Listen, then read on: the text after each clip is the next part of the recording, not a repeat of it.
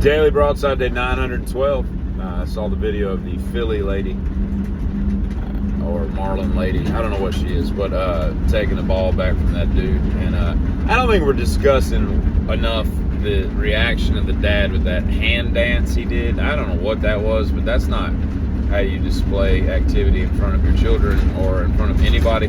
That's not how I would have reacted to that, and I wouldn't have given the ball back either, of course. But further, I don't understand why people keep these balls anyway. Like, what are you doing with that? Like, some random, outfielder hit a home run and you got it at your house. Like, it's one thing if they like autographed it or something, maybe, but I don't know. But I'm not a baseball guy, so I guess I don't know what I'm talking about. And we got to stop with these Aunt Jemima bottles.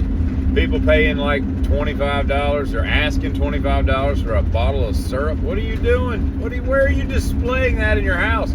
I saw one at a yard sale the other day. A guy wanted $25 for an empty bottle of Aunt Jemima because that old lady's not on it anymore. Or maybe she's back. I don't know what the deal is. I don't eat pancakes that often, but in fact, I've never made a pancake, so I don't even know if I could.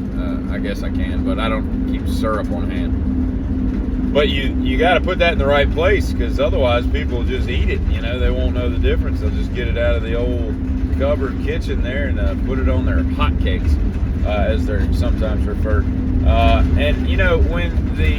think one of the best scenes as a child of the Star Wars, the first one, which is now A New Hope, which is not what we called it in 1977, but they're in the trash compactor and they got that one-eyed snake going around, George Lucas, you crafty devil. But they had to smell to high heaven for the remainder of the movie, right? Like, even at that wedding scene at the end where they're getting awards and all, people that coming up the aisle or whatever, they had to be like, oh, Rusty, that kind of thing. I don't know what those stormtrooper outfits are made out of, if it's titanium or some kind of weird metal that only exists on those planets, but you would think that it, once that water gets over your collar, it's going to go down into that suit and stay there for quite a while. Like, I don't know how they snuck up on anybody to shut down the tractor beam or whatever the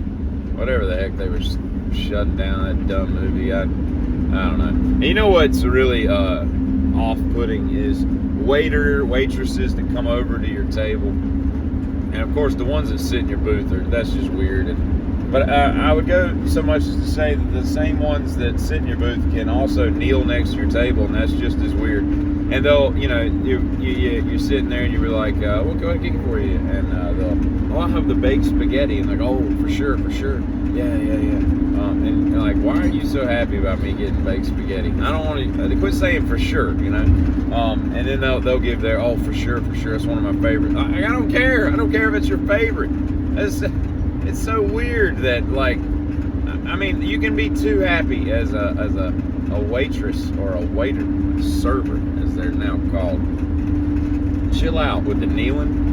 I don't need you to be down on my level. It's not like you're talking to a child who's been traumatized by something recently.